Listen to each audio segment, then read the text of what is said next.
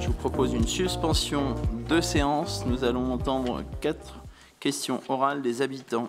La première de Madame Kaoula Arfaoui. Et c'est Gilles Gaucher qui lui répondra. Bonjour. Quand auront lieu les travaux prévus au 4e trimestre 2024 sur la rue des Alouettes? Aussi, un dos d'âne a été enlevé il y a 1 an devant le lycée Claude Chappe, ce qui engendre une vitesse excessive sur la rue, mettant ainsi en danger les habitants et plus particulièrement les enfants. La zone du Mont Valérien ne devait-elle pas être passée à 30 km/h? Madame, merci pour vos questions qui me permettent d'évoquer ici les évolutions en cours et envisagées sur le quartier du Mont Valérien. Concernant d'abord la rue des Alouettes, les travaux visent principalement, en plus de la reprise de la rue, à sécuriser le carrefour Alouette-Trière. Je vous confirme que la partie de la rue devant le lycée Claude Chappe sera aménagée avec un plateau en section courante afin de limiter les vitesses. Donc nous remplaçons le dos d'âne par un plateau plus efficace et mieux adapté à l'environnement urbain et scolaire, puisque nous sommes à la sortie de Claude Chappe. Concernant la zone 30 sur le Mont Valérien, nous l'avons organisée en 3 vagues successives de travaux. La partie entre la rue de Suresnes et l'avenue Georges Clémenceau est passée en zone 30 depuis le début de l'année 2024. La partie entre la rue Paul Vaillant-Couturier et la limite communale avec Suresnes est passée en zone 30 depuis la fin de l'année 2024. Et la partie comprise entre la rue Paul Vaillant-Couturier et la rue de Suresnes sera réalisée d'ici l'automne 2025. Les travaux et impacts pour les habitants seront présentés lors d'une réunion publique du 3 avril prochain.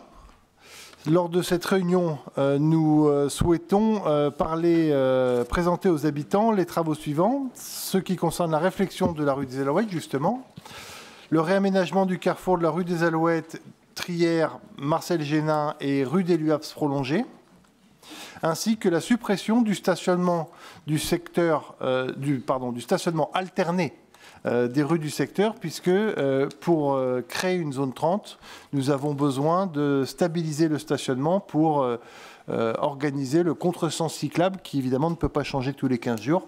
Et donc nous allons mettre fin au stationnement alterné dans le secteur du Mont Valérien afin de terminer cet engagement municipal d'ailleurs que la ville avait pris lors du dernier mandat de transformer tout le quartier du Mont Valérien en zone 30.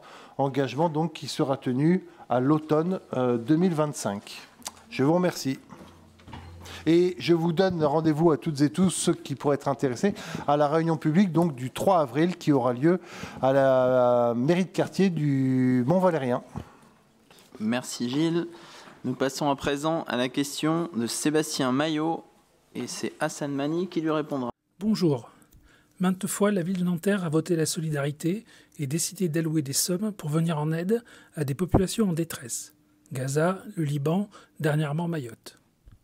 Il paraît étonnant qu'après 2 ans d'une guerre atroce, le Soudan soit encore ignoré et oublié. Alors que les Soudanaises et les Soudanais font preuve d'une résilience admirable, grâce à laquelle ils font chuter le dictateur Omar al-Bashir en 2019, alors qu'ils s'entraident comme ils peuvent, mais manquent de tout, alors qu'ils sont victimes de massacres, d'exactions, de tortures, de viols de masse, de bombardements indiscriminés, comptez-vous encore faire la sourde oreille à leurs appels à l'aide au reste du monde ? Merci de votre question qui nous donne l'opportunité d'évoquer la situation dramatique au Soudan. En effet, le conflit très violent qui oppose depuis 2 ans l'armée soudanaise à des groupes d'opposition a fait des ravages dans la population civile. On compte plusieurs dizaines de milliers de morts et près de 12 millions de personnes déracinées, selon les Nations Unies. Nous ne les oublions pas. Nous appelons au cessez-le-feu immédiat et à la reprise du processus politique. Surtout, nous demandons que l'aide humanitaire internationale puisse être déployée auprès des civils. Nanterre porte haut et fort les valeurs de paix, de solidarité et d'entraide. je crois qu'il est difficile de faire le procès de la sourde oreille à la ville de Nanterre sur les drames que connaît le monde. Nous répondons régulièrement aux appels à contribution pour les fonds de solidarité et d'aide d'urgence aux populations frappées de catastrophes naturelles, comme au Liban, au Maroc ou récemment à Mayotte, comme vous l'avez dit, pour ne citer que quelques exemples. Soutenir les populations frappées par une catastrophe naturelle, c'est la ligne que nous nous sommes fixés pour proposer une aide de la ville de Nanterre. Dernièrement, la ville de Nanterre a apporté son soutien à la population gazaoui, car notre ville a un lien historique avec la Palestine, tant en matière de coopération et de solidarité au sein du réseau du RCDP, réseau de coopération décentralisée pour la Palestine, que dans le cadre de l'accord de partenariat qui nous lie avec la ville d'Al-Azaria en Cisjordanie.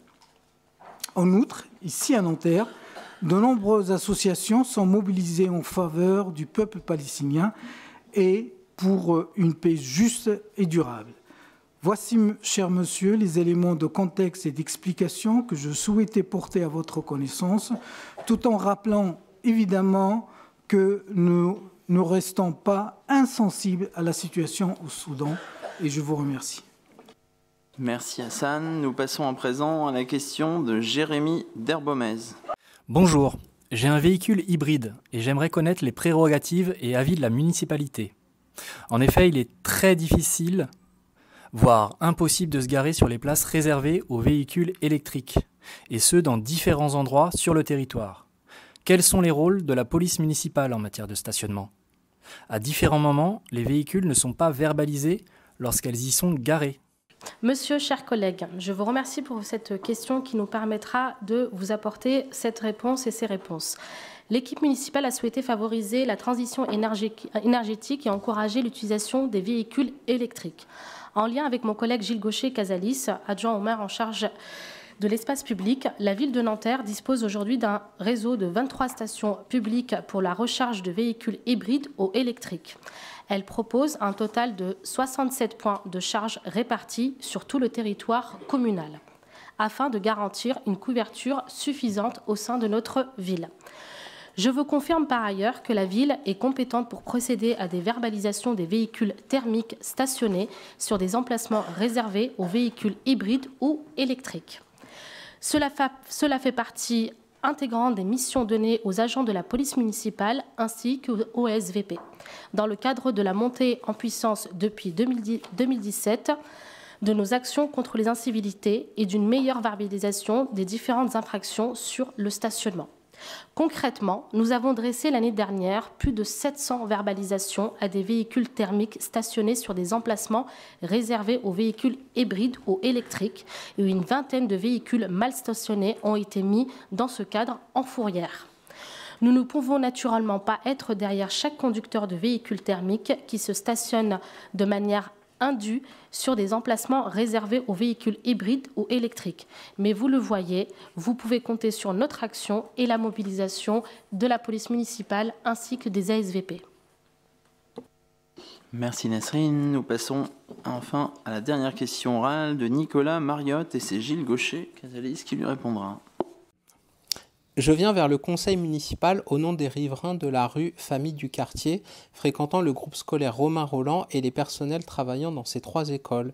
Au quotidien et depuis des années, nous vivons des problèmes d'incivilité.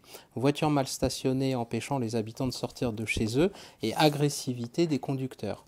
De très fortes pollutions, les familles sont obligées de respirer les gaz d'échappement provenant des voitures embouteillées à chaque sortie ou entrée d'école. Et de dangerosité, familles obligées à marcher sur la route au milieu des voitures ou véhicules roulant trop vite car rien sur la chaussée ne les oblige à ralentir.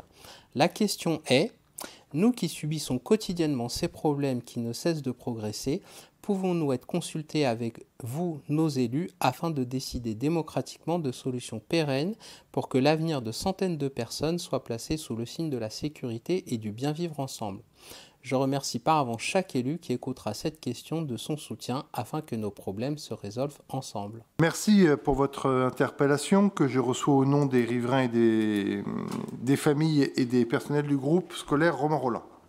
Vous avez raison, la situation actuelle autour de cette école, Romain Rolland, soulève des enjeux de sécurité, de pollution, de cadre de vie et de vivre ensemble. Ces problématiques ne datent pas d'hier, mais elles appellent aujourd'hui une réponse à la hauteur. La ville de Nanterre partage pleinement votre constat. C'est d'ailleurs la raison pour laquelle nous avons engagé une concertation autour d'un projet d'apaisement, de pérennisation de la rue Romain Rolland, avec une première réunion qui s'est tenue le 6 mars dernier, à laquelle vous avez d'ailleurs participé. À cette occasion, nous avons ensemble acté plusieurs points. Tout d'abord, ce projet de pérennisation de la rue Romain Rolland ne peut pas être mené dans le cadre du budget participatif, faute de délai suffisant pour étudier sereinement les impacts. En revanche, nous avons décidé de lancer une étude approfondie des flux de circulation qui sera confiée à un prestataire spécialisé. Elle permettra de modéliser précisément les effets d'une éventuelle fermeture de la rue Romain Rolland sur l'ensemble du quartier, et en particulier la rue de Suresnes et ses perpendiculaires, ainsi que la rue des Plaideurs. Parallèlement, nous croiserons ces données avec d'autres indicateurs, notamment les trajets domicile-école et les éventuelles dérogations scolaires. L'objectif est donc clair, disposer d'éléments objectifs pour décider collectivement. Nous nous sommes engagés à organiser d'ici l'été une réunion publique à Romain Rolland. Elle permettra de présenter les résultats de cette étude, de partager les constats et d'envisager ensemble les solutions les plus adaptées. Une consultation auprès des parents d'élèves pourra également être organisée. Monsieur Mariotte, soyez assuré que la ville poursuivra ce travail avec méthode, transparence et en lien étroit avec les habitants, comme vous le demandez. Bien sûr, vous et les participants seront consultés, de fait, pour décider ensemble, car la sécurité des enfants et le bien vivre ensemble sont bien au cœur de notre action municipale. Je vous remercie.